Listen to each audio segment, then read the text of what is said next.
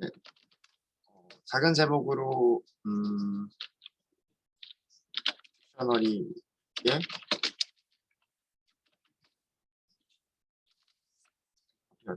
다양한 딕셔너리 뭐 이렇게 할까요?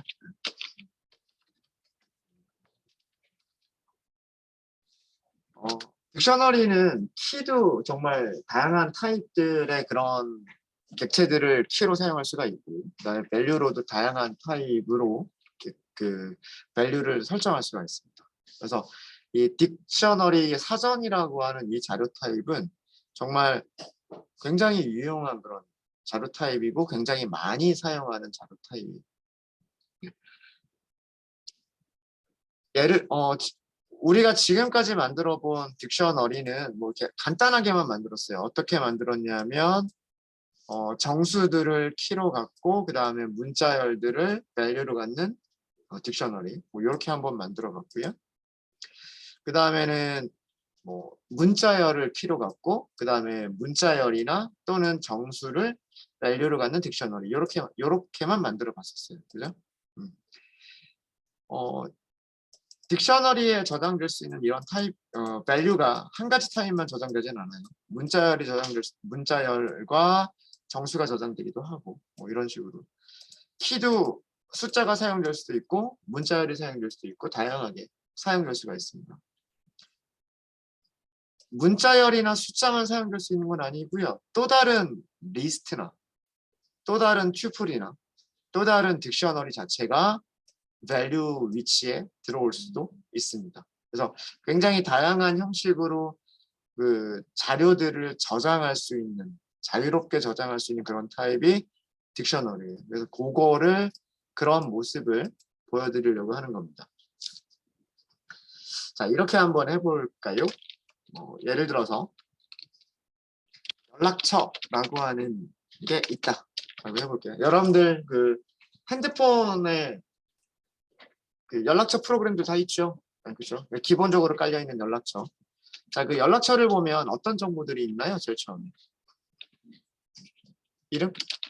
그죠? 네, 이름이 있다라고 할게요. 그럼 이름 저장할 때 키를 name이라고 하면 되겠죠? 그리고 여러분들의 연락처에다가 이름을 저장을 할 거란 말이에요. 오쌤 이런 식으로. 그러면은 키도 문자열로 하면 되겠고 그 다음에 밸류도 문자열로 하면 되겠죠. 그 다음에 또 뭐를 저장할 수 있을까요? 당연히 연락처니까 주된 기능은 전화번호? 그렇죠. 예. 전화번호라고 할까요? phone이라고 할게요. phone. 자, 그런데 전화번호 생각해 보죠. 여러분들 핸드폰 프로그램에 그 전화번호 생각해 보시면 하나만 입력하나요?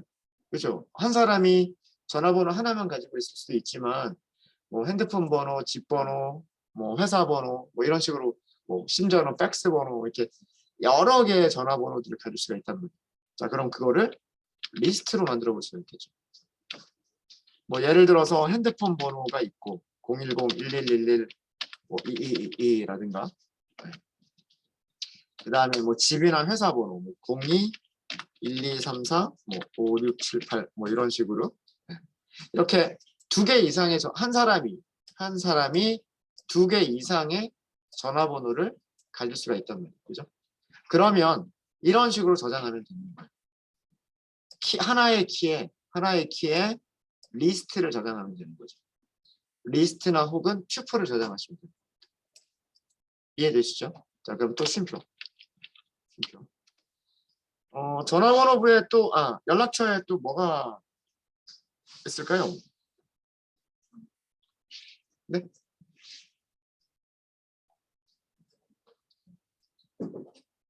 조금만 크게 제가 잘 안 들려서. 그룹? 그룹 같은 것도 있겠네요. 뭐, 친구, 뭐, 가족, 뭐, 회사, 뭐, 이런 식으로.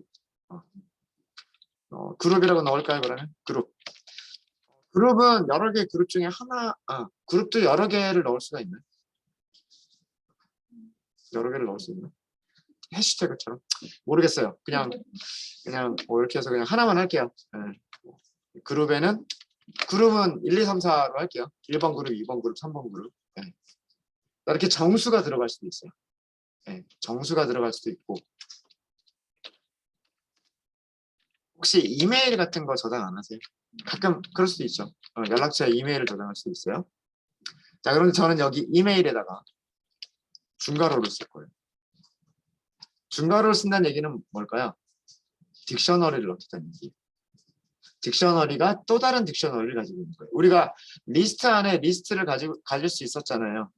리스트가 1, 2, 3이라고 하는 리스트를 갖고 그 다음에 뭐 4, 5, 6이라고 뭐 이런 리스트를 갖고 이럴 수 있었잖아요.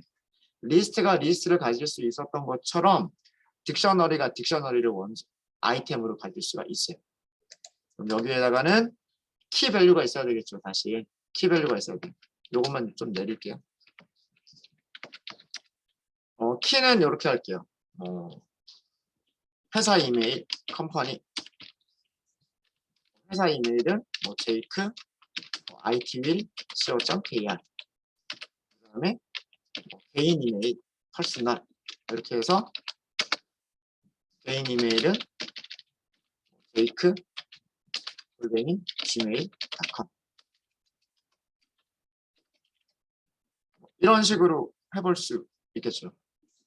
이렇게 딕셔너리라고 하는 것은요, 정말 키에 문자열이 저장될 수도 있고, 키에 리스트가 저장될 수도 있고, 키에 숫자가 저장될 수도 있고요. 그 다음에 키에 또 다른 딕셔너리가 저장될 수도 있습니다. 이렇게 다양한 타입으로 저장될 수 있는 게 딕셔너리. 그러면 컨택 이렇게 하고서 출력되는 모습은 또 알파벳으로 정렬해서 출력을 해주네요. 이메일이 먼저 나오고 그룹, 네임, 폰이 또 이렇게 나오네요. 근데 반복문 돌려보면 또 다르게 나올 거예요. 그죠? 자, 키를 사용하는 방법 보여드리도록 하겠습니다. 자, 우리는 이런 모양의 딕셔너리를 가지고 있고요. 자, 저 컨택트라고 하는 딕셔너리에서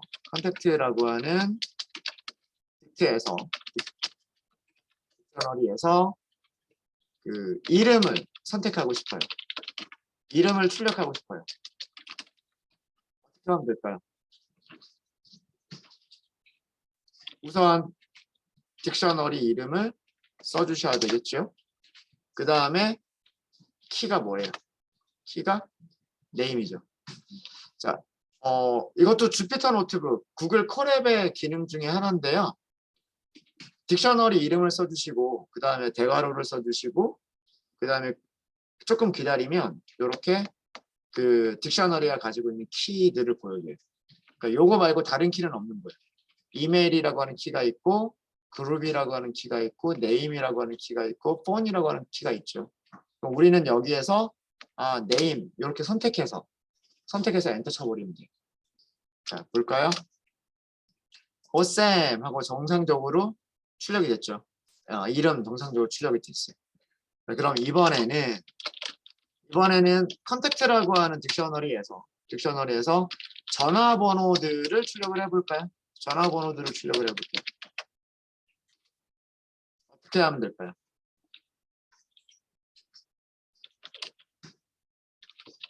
딕셔너리 이름에서 키값 사용하기 위해서 어떤 키를 선택하면 될까요? 전화번호니까 폰이라고 하시면 되겠죠. 폰 맞아요? 자, 이거는 제가 프린트문 안에다 넣을게요. 왜 그러냐면 이따가 요 밑에다가 또 다른 프린트문도 같이 넣으려고. 그냥 이렇게 할게요. 딕셔너리에서 폰이라고 하는 키로 밸류를 찾으면 그거는 뭐예요? 문자열 2개. 2개의 전화번호를 가지고 있는 리스트죠. 자, 그러면 이 리스트에서 첫 번째에 있는 이 핸드폰 전화번호를 가져오고 싶어요. 그럼 어떻게 프린트하면 될까요? 전체 전화번호들의 리스트를 전체를 출력하는 게 아니라 이 리스트에서 요거 하나만 출력하고 싶어요. 어떻게 하면 될까요?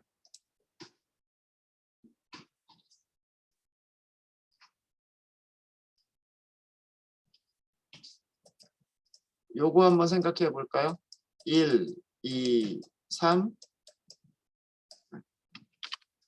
그 다음에 4, 5, 6. 자, 이렇게 있는 리스트가 있었어요. 이런 리스트가 있었는데 얘 하나만 출력하고 싶어요. L이라고 할게요. 어떻게 출력했었죠? 인덱스 몇 번? 인덱스 0번. 인덱스 0번이라고 하면 어디를 찾아가요? 두 개의 리스트 중에서 첫 번째 리스트를 찾아가죠. 그죠? 그 첫 번째 리스트에서 다시 몇 번째예요? 인덱스 0번이죠. 그럼 인덱스 어떻게 썼어요? 이렇게 두 개를 연달아서 썼죠. 리스트의 인덱스 0번 원소에서 전체 리스트의 인덱스 0번 원소에서 다시 인덱스 몇 번 위치에 있는 인덱스 0번 위치에 있는 원소 이렇게 썼잖아요. 맞아요? 요거랑 똑같이 생각하시면 되죠. 그럼 어떻게? 딕셔너리에서 폰이라고 하는 키로 찾으면 이게 리스트가 되니까 이 리스트에서 여기까지가 리스트가 되는 거죠. 이 리스트에서 인덱스 몇 번? 0번. 이렇게 하시면 되는 거죠. 어렵지 않죠? 네. 여기까지가 리스트란 말이에요. 여기까지가 리스트의 이름이 되는 거니까 그 리스트에서 어떻게 하면 돼요? 인덱스 0번이냐, 인덱스 1번이냐 이렇게 하시면 돼요. 이해되시죠? 네. 절대 어려운 거 아닙니다. 네. 얘를 출력해보면 얘가 리스트인 거를 우리가 알잖아요. 그죠? 그러니까 리스트에서 첫 번째 원소를 찾는 거는 인덱스 0번이라고 하는 거거든요. 인덱스 0번. 그죠? 그러니까 일단 폰이라고 하는 키로 리스트를 먼저 찾고 리스트를 찾은 다음에 무엇을 하자? 인덱스 0번 원소를 찾자. 0번, 1번, 2번 이런 식으로 원소를 찾으면 되는 거예요. 원소를 찾을 수가 있으면 이 원소를 변경할 수도 있는 거고요. 그렇죠? 네. 이런 식으로 하시면 됩니다.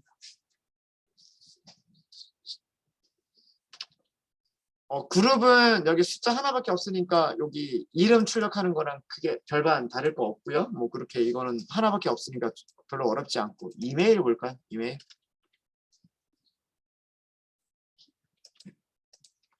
자, 이번에는 컨택트라고 하는 딕셔너리에서 이메일을 출력 한번 해보도록 하겠습니다. 어떻게 하면 돼요? 컨택트가 딕셔너리 이름이고 그 다음에 대괄호를 써서 키 값을 사용할 수 있게끔 하고 키가 이렇게 쭉 보여지면 거기에서 키를 선택하면 되죠. 이렇게 하면 무엇을 출력해 주죠? 이메일이라고 하는 키에 저장되어 있었던 거는 딕셔너리였었잖아요. 그죠? 컴퍼니라고 하는 키에 저장되어 있는 문자열, 퍼스널에 저장되어 있었던 문자열 이렇게 두 개의 키와 밸류 아이템을 갖는 딕셔너리였었죠. 딕셔너리. 또 다른 딕셔너리였었잖아요. 그죠? 자, 그러면 이 밑에서는 이메일 중에서 회사 이메일만 출력을 해보도록 하겠습니다. 어떻게 하면 될까요? 회사 이메일만 출력을 할게요.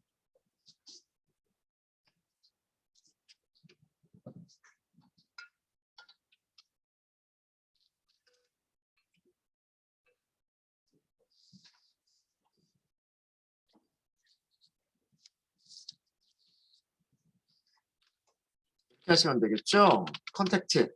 우선 이메일을 먼저 찾아야 돼요. 이렇게 이메일을 먼저 찾아요.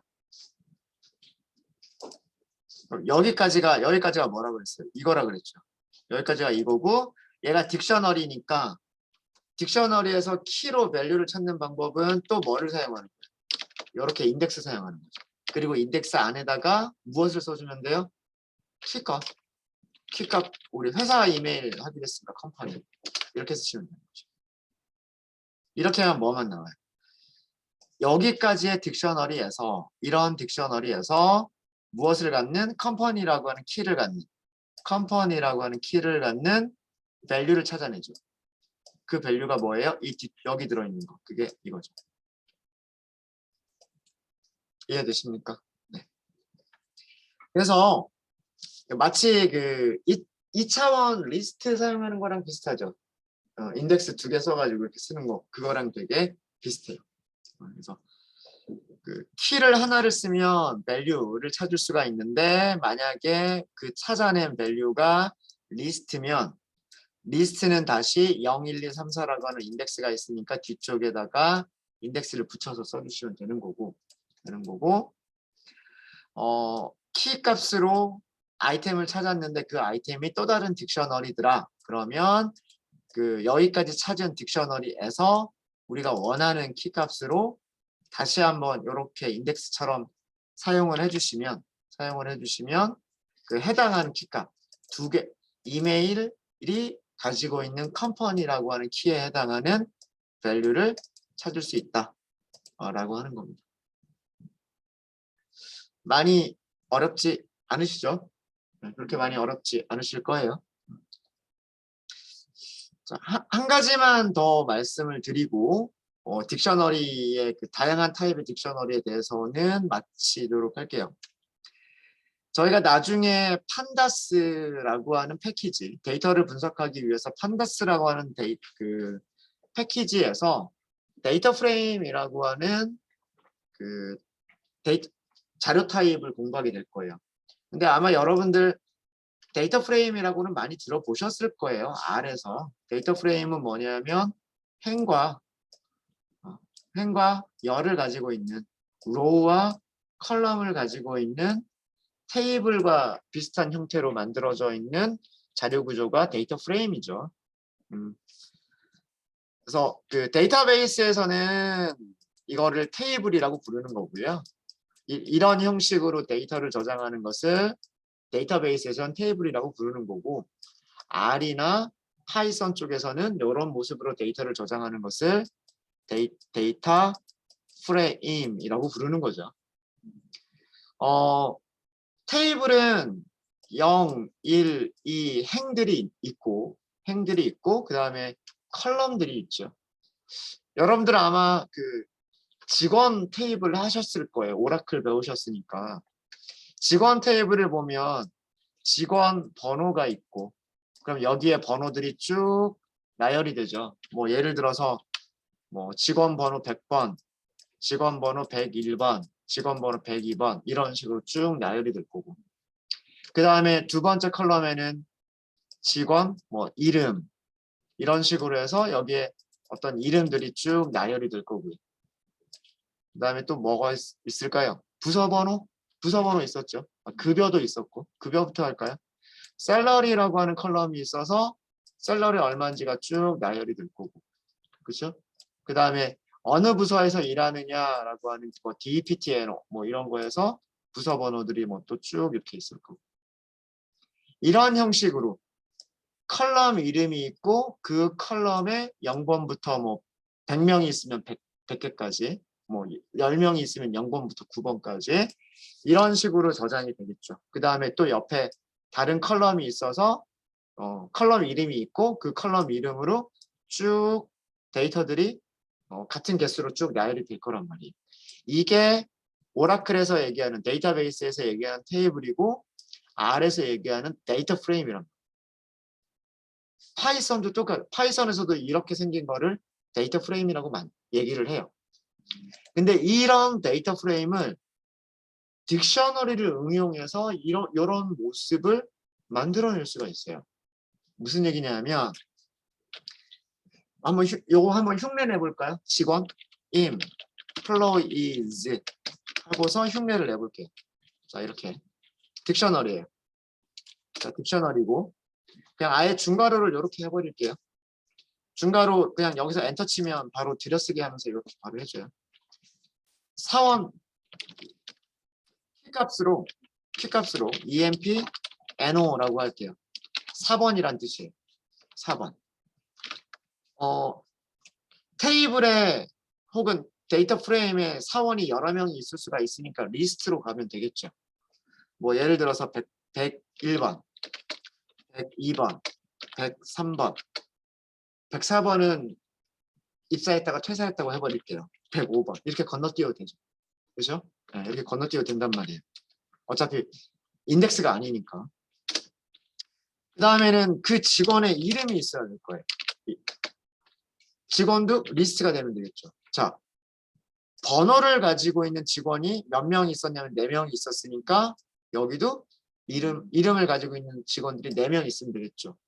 그러면 뭐 그냥 간단하게 ABC라고 AAA라고 할게요. 이름 만들기 귀찮아서 BBB, CCC 4명이 있어요. 그럼 여기도 쉼표. 첫 번째 여기까지가 키 밸류 첫 번째 아이템이에요. 쉼표. 그 다음에 여기가 두 번째 아이템이에요. 키 밸류 두 번째 아이템. 셀러리가 있었군요. 그러면은 이렇게 해서 셀이라고 말할게요. 셀. 여기서 4명 있으면 되죠. 그럼 뭐 한 달에 100만 원, 누구는 100만 원 받고, 누구는 200만 원 받고, 누구는 150만 원 받고, 뭐 누구는 또 500만 원 받고. 감이 오시죠? 네. 그 다음에 뭐 하나만 더 하죠. DEPTNO. 뭐 DEPT 부서 번호 이런 식으로 해서 그 직원들이 일하는 부서, 그죠? 직원들이 일하는 부서 이렇게 될 거란 말이에요. 뭐 숫자니까 뭐 10번 부서, 10번 부서, 20번 부서, 30번 부서 뭐 이렇게 할 수 있겠죠. 이렇게 딕셔너리를 응용하면 키가 컬럼의 이름이 되고 그 다음에 value가 그 컬럼에 저장이 되는 그 레코드, 데이터들이 되도록 우리가 생각할 수가 있어요. EMP name이라고 하는 컬럼이 있고 거기에 저장되는 값들이 있고 그 컬럼에 저장되는 값들이 있고 그 다음에 셀러리라고 하는 컬럼이 있고 셀러리에 저장되는 값들이 있고 그 다음에 부서 번호라고 하는 컬럼이 있고 그 부서 번호에 저장되는 그 값들이 있고 이런 식으로 표현을 할 수가 있다라고 하는 거죠. 그래서 출력을 해보면 employee is 모습은 사실 테이블처럼 보이진 않죠. 테이블처럼 보이진 않지만 이게 테이블로 생각이 될 수가 있는 그런 모습인 거예요. 저희가 나중에 판다스라고 하는 걸 공부를 하시면 다다음 주 정도 판다스라고 하는 걸 공부를 해보시면 이 판다스에 있는 데이터 프레임이라고 하는 자료 구조가 이런 식으로 이루어져 있고요. 그래서 이 딕셔너리를 가지고서 데이터 프레임을 만들어주면 그리고 그 데이터 프레임을 화면에 출력해 주세요 라고 하면 예쁘게 테이블처럼 딱 출력을 해줘요.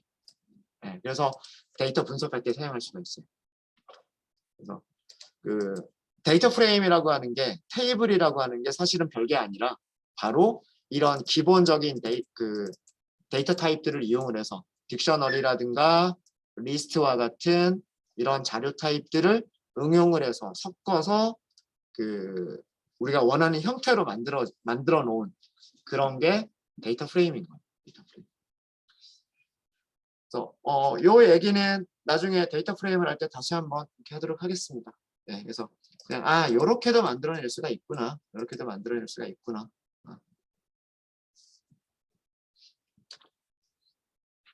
요렇게 만들면 요거 하나만 하면 뭐 예를 들어서 테이블에서 데이터 프레임에서 뭐 직원들의 이름만 출력해 주세요 라고 하게 되면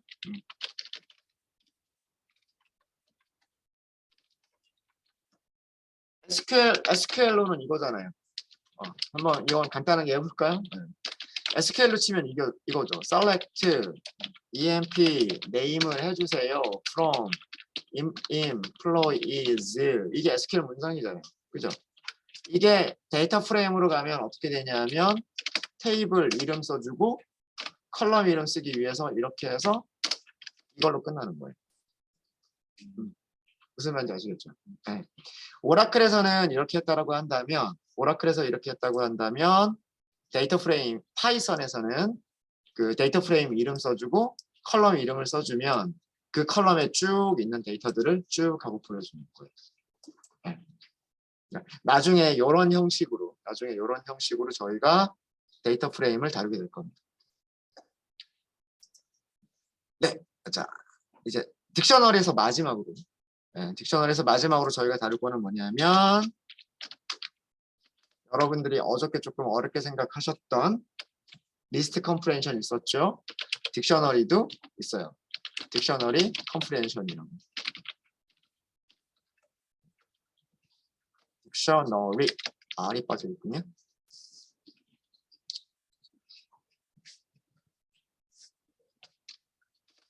자, 리스트 컴프레hension부터 우리가 다시 잠깐만 되돌이켜 보면 리스트 컴프레hension은 뭐냐면 어떤 리스트를 저장할 수 있는 변수 이름을 하나 만들어주고 여기에 값들을 어펜드 할게 반복해서 어펜드 할게요. 이게 리스트 컴프레hension이에요. 맞죠? 리스트 컴프레hension은 어떻게든 여러 번 반복을 하면서 비어있는 리스트의 값들을 어펜드 할게요가 리스트 컴프레hension이란 말이에요. 그래서 어펜드할 값들이 어떤 형태인지 뭐 다른 리스트에서 꺼내온 값인지 아니면 뭐 난수를 만드는 건지 아니면 다른 리스트에서 가지고 온 값을 뭐 변형해서 계산해서 다른 값으로 만들어 주든지 그런 것들을 이용해서 어펜드 할 값을 써주고 그 다음에 그 뒤쪽에 for 뭐뭐뭐 in 뭐뭐뭐 이런 구조로 사용을 하는 게 리스트 컴프레hension이었단 말이에요. 요렇게 반복을 하면서 이런 값들을 리스트에다가 어펜드 할게요가 리스트 컴프레hension입니다. 그러면 딕셔너리 컴프레hension은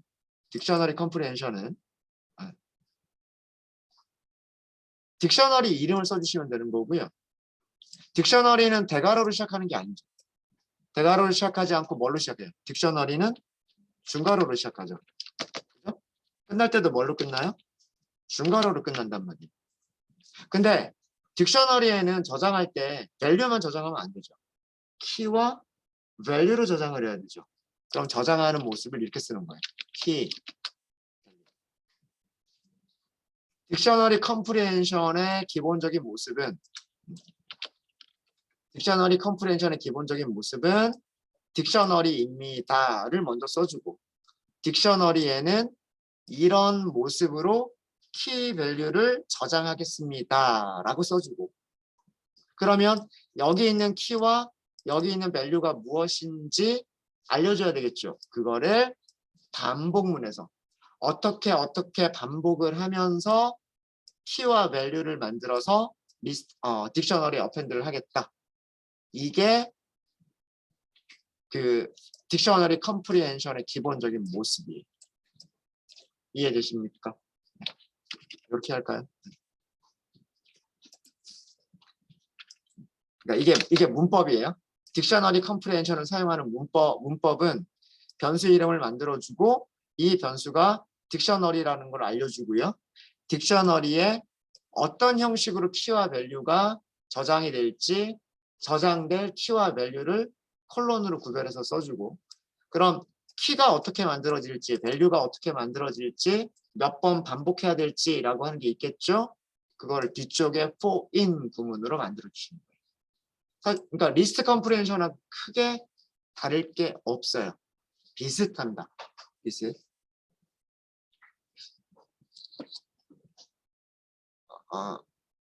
근데 막상 그냥 바로 이렇게 하면 조금 어려우니까 일단 그냥 포문을 먼저 사용해서 우리가 한번 해볼게요. 딕셔너리 컴프레hension이 하려고 하는 일은 비어있는 딕셔너리에 반복하면서 아이템들을 추가하는 게 딕셔너리 컴프레hen션이 하려고 하는 일이에요. 그죠? 자, 이런 거를 먼저 해보도록 하겠습니다. 아까 그 학번이라고 하는 걸 만들어 볼게요. 스튜던트 넘버라고 할게요. 학번이라고 하는 거를 뭐 101번, 201번, 뭐 302번 이렇게 할게요. 이거는 학번, 그러니까 학생들의 번호죠. 학생들의 번호들의 리스트를 하나 만들었고요. 그 다음에 학생들의 이름을 하나 만들어 볼게요. 이름도 리스트예요. 이름도 리스트. 뭐 이름은 뭐 홍길동,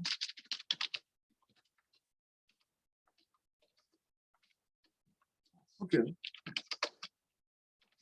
오쌤 이렇게 할게요. 자, 이거는 뭐냐면 학생 이름들의 리스트예요.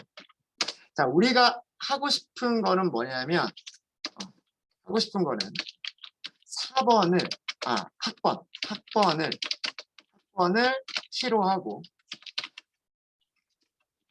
학번을 키로 하고 이름을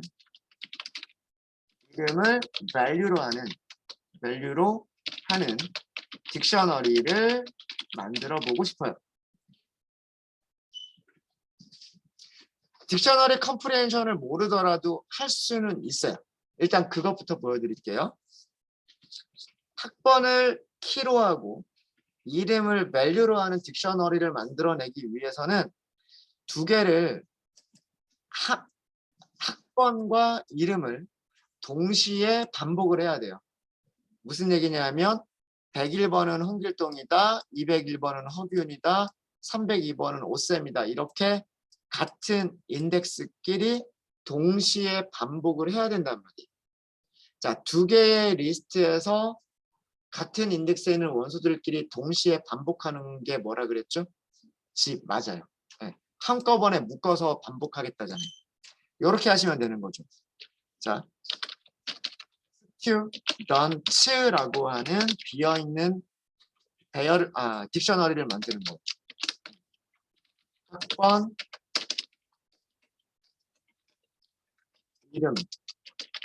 이름을 저장할 학번과 이렇게 할게요.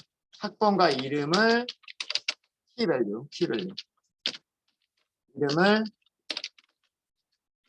천천히 해야지. 이름을 아이템으로 저장할 일단은 비어있는 딕셔너리 인 사전.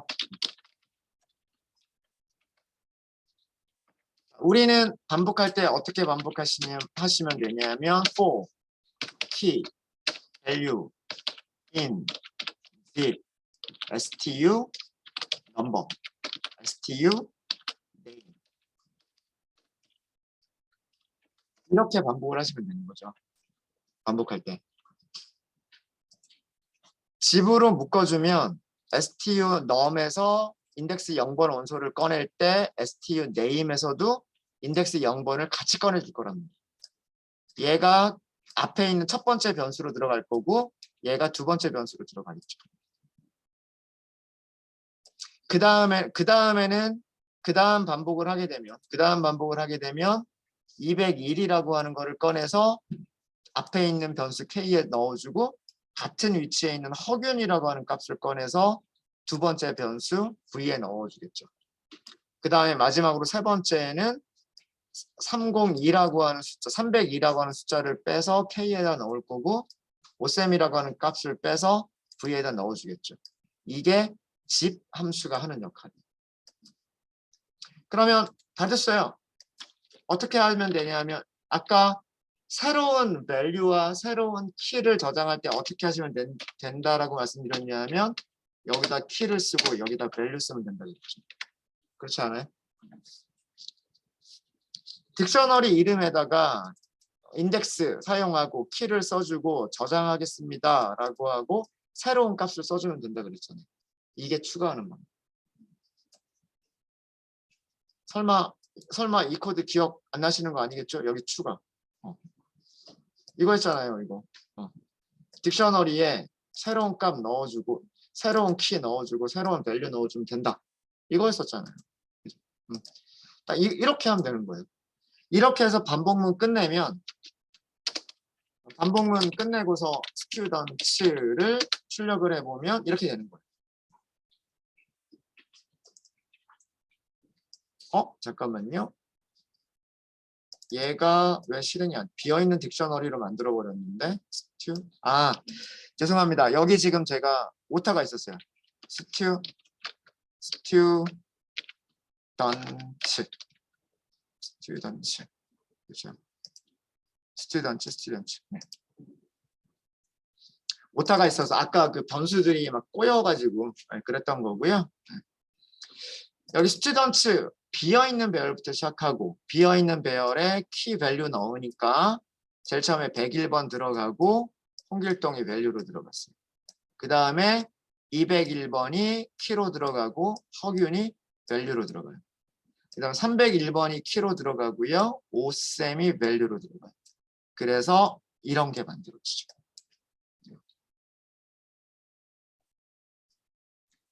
자, 그러면 여기서부터 여기까지예요. 여기서부터 여기까지. 그러니까 똑같은 리스트가 있다 치고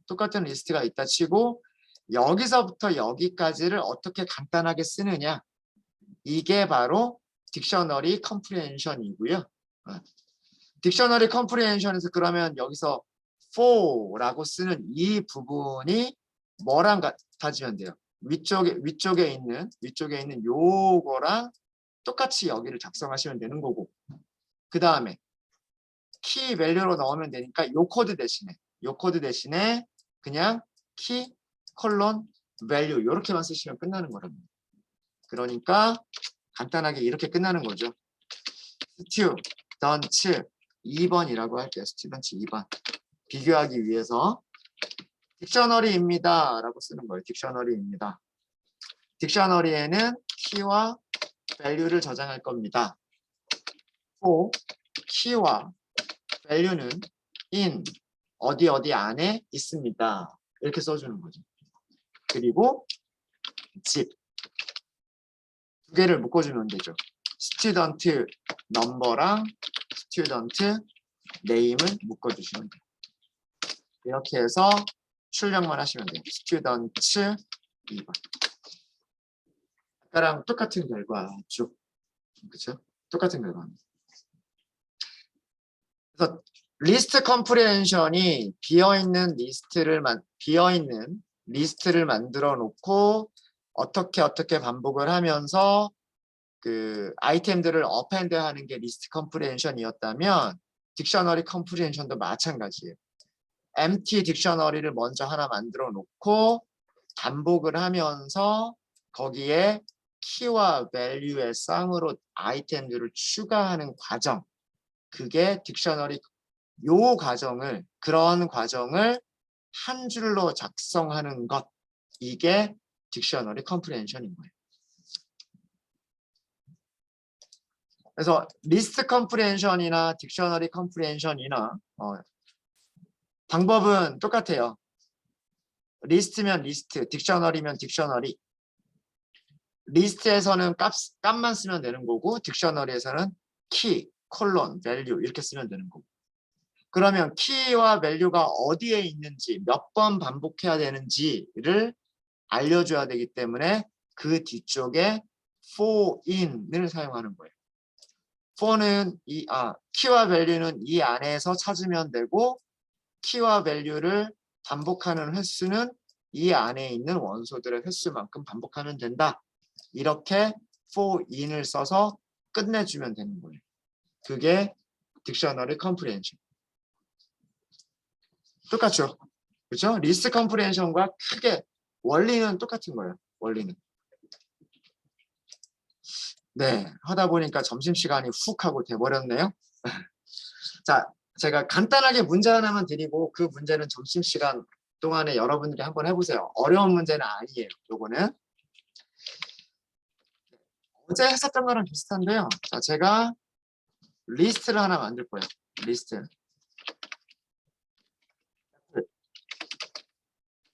나, 체리, 파인, 애플, 버터, 멜론. 우리말도 넣을까요? 우리말도? 요즘 딸기가 많이 나오나? 하나만 더, 요렇게만 할게요. 이렇게. 자, 이런 리스트가 있어요. 자, 이런 리스트가 있을 때 여러분들은 무엇을 해보시냐면 과일의 이름을 키로 하고 그 이름의 길이를 value로 하는 사전 딕셔너리를 만들어 보세요. 이거는 점심시간에 하시면 됩니다. 점심 식사들 하시고 잠깐 머리 식힐 때 요거 한번 해보세요. 오늘은 조금 늦게 끝내드렸네요. 죄송합니다. 혹시 질문 있으실까요?